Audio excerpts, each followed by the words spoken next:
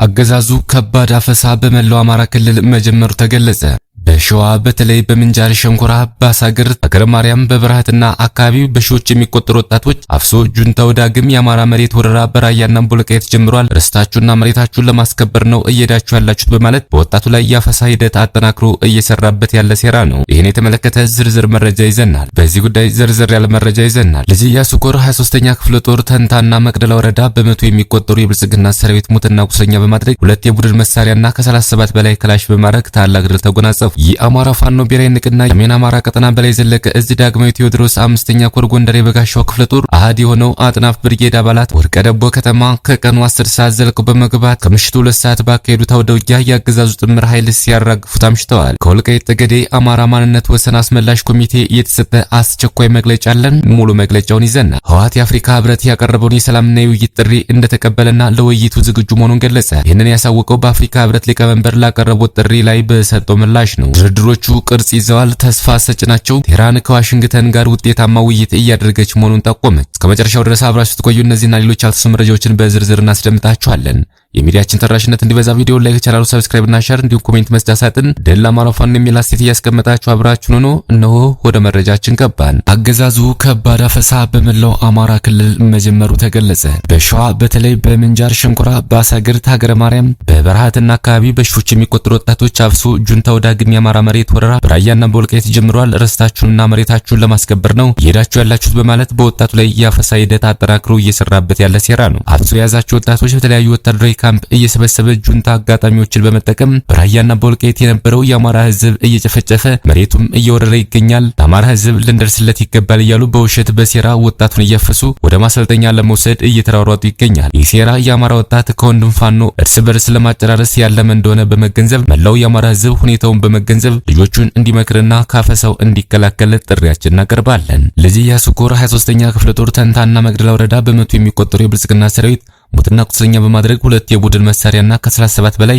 ክላሽ በማረክ ታላቅ ድል ተጎናጸፉ። በመድፍ በቢኤም 107 ዙ 23 እና ሞርተሮች ታግዞ ከባድ ውጊያ የከፈተው ፋሽስቱ የብልጽግና አገዛዝ በወሎ ዞን ተንታና መቅደላ ወረዳ እንዲሁም ማሻ ከተማ ዙሪያ ከፍተኛ ሰብአዊና ቁሳዊ ኪሳራ ያስተናገደ ሲሆን ልጅ ኢያሱ ኮር 23ኛ ክፍለ ጦር የንጉስ ሚካኤል ኮር አሃድ ከሆነው ሼህ ሁሴን ጅብሪል ብርጌድ ጋር በመጣመር በመቶ የሚቆጠር የጠላት ሰራዊት ሙትና ቁስለኛ በማድረግ እንዲሁም በርካታ ጦር መሳሪያና ተተኳሽ በማረክ ታላቅ ድል ተጎናጽፈዋል። ሚኒሊክ እዝ ልጅ ኢያሱ ኮር 23ኛ ክፍለ ጦር በተጋድሎ ማሻ ከተማ ድረስ ዘልቀው በመግባት በርካታ ጥምር ዙፋን ጠባቂ ሰራዊት ከመደምሰስ ባሻገር አንድ ስናይፐር፣ አንድ ብሬን፣ 21 ክላሽና የእጅ ቦምቦች እንዲሁም 3000 የክላሽ ተተኳሽ ማርከዋል። በተጨማሪም ሼህ ሁሴን ጅብሪል ብርጌድ ማሻ ከተማ ድረስ ዘልቀው በመግባት ባንዳና የቀጡ ቅጣት በመቅጣትና በማረክ ጭምር ታላቅ ጀብድ ፈጽመዋል። ልጅ ኢያሱ ኮር 23ኛ ክፍለ ጦር ለሌላ ተጨማሪ ጦርነት እየተዘጋጀ ላለው ፋሽስት አገዛዝ ብልጽግና ራስ ምታት የሆነ ታላቅ ድል ማሻ ከተማ ላይ ያስመዘገቡ ሲሆን በርካታ እግረኛ ሰራዊት የተመታበት ብሎም የቡድንና የነፍስ ወከፍ መሳሪያ እንዲሁም ተተኳሽ የተማረከው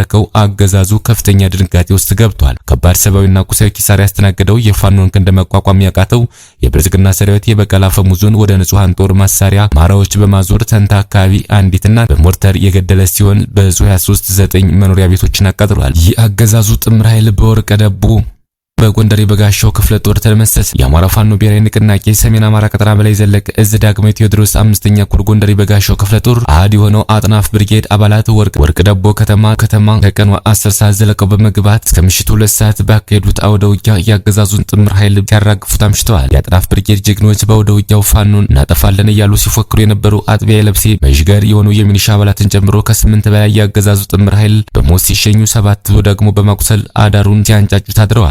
ቹ መካከል በቀጠናው መንገድ እየመራ የፋኖ ቤተሰቦችን ሀብትና ንብረት ሲያዘርፍ የነበረው ቻሌ ገብሬ የተባለው ቀንደኛ ሚሊሻ የሚገኝበታል። ከወደ ወልቃይት የተሰጠ አስቸኳይ መግለጫ። ከወልቃይት ጠገዴ አማራ ማንነት ወሰን አስመላሽ ኮሚቴ የተሰጠ መግለጫ። በትናንትናው ዕለት ማለትም ጥር 22 ቀን 2018 ዓ.ም የኢትዮጵያ ብሔራዊ ምርጫ ቦርድ 7ኛውን አገራዊ ምርጫ አስመልክቶ የምርጫ ክልልና ምርጫ ጣቢያዎች ዝርዝር መረጃ ይፋ ማድረጉ ይታወቃል። በዚሁ መሰረት የወልቃይት ጠገዴ ሰቲት ሁመራ ዞን ምዕራብ ትግራይ በሚል ምድብ ስር ተጠቅሰው ተመልክተናል። እንዲሁም ምርጫ ቦርድ ለወደፊቱ በመሬት ላይ ያለውን ተጨባጭ ሁኔታ በመዳሰስና በመገምገም አስፈላጊ ሆኖ ሲገኝ ተጨማሪ መረጃዎችን ለህዝብ ይፋ እንደሚያደርግ አስታውቋል። ዳሩ ግን የወልቃይት ጠገዴ አማራ ማንነትና ወሰን ጥያቄ ከ2008 ዓ.ም ጀምሮ ለፌዴሬሽን ምክር ቤት፣ ለትግራይ ክልል ምክር ቤትና አስተዳደር እንዲሁም ለአማራ ክልል መንግስት መቅረቡ ይታወቃል። በመሆኑም ህወሓት በድርጅቱ ውሳኔ አካባቢውን ከ1984 ዓ.ም ህገ መንግስቱ ከመጽደቁ በፊት በጉልበትና ከወልቃይት ጠገዴ የአማራ ህዝብ ፍላጎትና ፍቃድ ውጭ ወደ ትግራይ ክልል ማካለሉ ይታወሳል። ስለሆነም አካባቢያችን ለሶስት አስርት ዓመታት አማራዊ ማንነቱ ተደፍጥጦና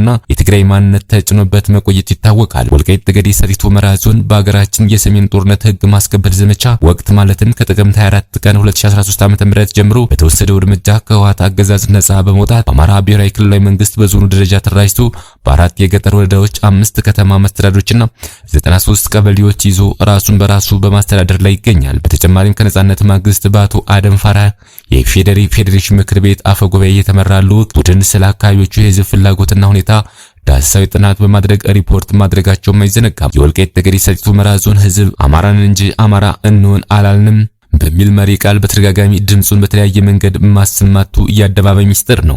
ስለሆነም ግንቦት 24 ቀን 2018 ዓ.ም የሚደረገው አገራዊ ምርጫ በሰላም እንዲጠናቀቅ ከወዲሁ የበኩላችን ድርሻ ለመውጣት ዝግጁ መሆናችን እያረጋገጥን የወልቃይት ጠገዴ ሰቲት ሁመራ ዞን ላለፉት 5 ዓመታት በአማራ ክልል አስተዳደር ስር ሆኖ መቆየቱ እየታወቀ የኢትዮጵያ ብሔራዊ ምርጫ ቦርድ በትግራይ ክልል የምዕራብ ትግራይ ምርጫ ክልል ስር አድርጎ መመደቡን ተገቢነት ስለሌለው ቦርዱ ይህንን ነባራዊ ሁኔታ በመገንዘብ የማስተካከያ እርምጃ በመውሰድ ዞኑ በአማራ ክልል ስር ሆኖ ምርጫ እንዲያካሄድ ስንል በአክብሮት እንጠይቃለን። የወልቃይት ጠገዴ አማራ ማንነት ወሰን አስመላሽ ኮሚቴ በማዕከላዊ ትግራይ ዞን ተፈጸመ በተባለ የድሮን ጥቃት የአንድ ሰው ሕይወት ማለፉ ተገለጸ። በማዕከላዊ ትግራይ ዞን እንዴጮ አካባቢ ትናንት አርብ ምሽት በተፈጸመ የድሮን ጥቃት ቢያንስ የአንድ ሰው ሕይወት ማለፉን የአካባቢ ፖሊስ ማስታወቁን የክልሉ መገናኛ ብዙሃን ዘገበ። ጥቃቱ የተፈጸመው በትናንትናው ዕለት ከምሽቱ 3 ሰዓት ተኩልና 4 ሰዓት አካባቢ ሲሆን ሙዝ ዘይትና ቡና ጭነው ይጓዙ በነበሩ ሁለት ተሽከርካሪዎች ላይ ጉዳት ደርሷል ተብሏል። በዚህም ሳቢያ የአንዱ ተሽከርካሪ ሾፌር ሲገደል ረዳቱ ደግሞ ጉዳት እንደደረሰበት የክልሉ የዜና ምንጭ የሆነው ትግራይ ቴሌቪዥን ዘግቧል። በማዕከላዊ ትግራይ ዞን የእንቴጮ ከተማ ፖሊስ የሆኑት ተስፋዬ አማራ የድሮን ጥቃት መፈጸሙንና የሰው ሕይወት መጥፋቱን ዛሬ ቅዳሜ ለአዲስ ስታንዳርድ አረጋግጠዋል። በተመሳሳይ መልኩ በማዕከላዊ ትግራይ ዞን እንደብታ በተባለ አካባቢ ሌላ የድሮን ጥቃት መፈጸሙ ተዘግቧል። ከምሽቱ 5 ሰዓት ተኩል አካባቢ በተፈጸሙ በዚህ ጥቃት አይብና ሌሎች የንግድ ቁሳቁሶችን የጫኑ ተሽከርካሪዎች ኢላማ መዳረጋቸውን የመገናኛ ብዙሃን ዘገቦች አመላክተዋል። ህወሓት የአፍሪካ ህብረት ያቀረበውን የሰላምና የውይይት ጥሪ እንደተቀበለና ለውይይት ዝግጁ መሆኑን ገለጸ። ይህንን ያሳወቀው በአፍሪካ ህብረት ሊቀመንበር ላቀረቡት ጥሪ ላይ በሰጠው ምላሽ ነው። የህወሓት ሊቀመንበር ዶክተር ደብረጽዮን ገብረሚካኤል ህወሓት ለሰላምና ለመረጋጋት ያለው አቋም እንዳልተለወጠ ገልጸው እውነተኛና ሁሉን አካታች በሆነ ውይይት ለመሳተፍ ዝግጁ መሆናቸውን ገለጹ። እንዲሁም የፕሪቶሪያው የተኩስ ማቆም ስምምነት በሙሉ እና በተግባር እንዲፈጸም የአፍሪካ ህብረት ድጋፍ እንዲቀጥል ጠይቀዋል። ከውጭ ወዳገኘነው መረጃ ስናመራ ድርድሮቹ ቅርጽ ይዘዋል። ተስፋ ሰጪ ናቸው። አሊ ላርጃኒ ቴህራን ከዋሽንግተን ጋር ውጤታማ ውይይት እያደረገች መሆኗን ጠቆመች።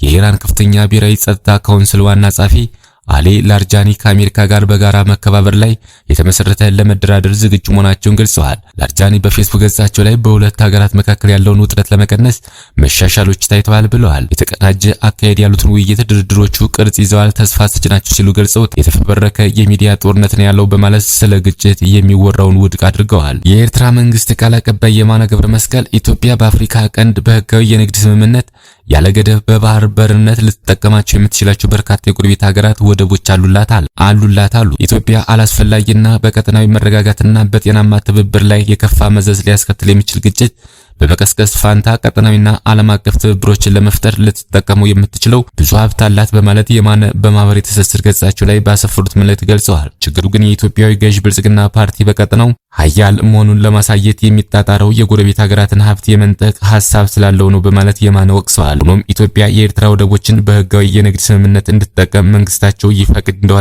የማነ አልጠቆሙም።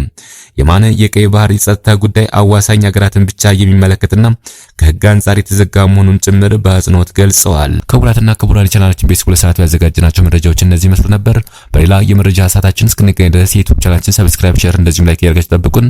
ቸር ያገናኘን። መልካም ቆይታ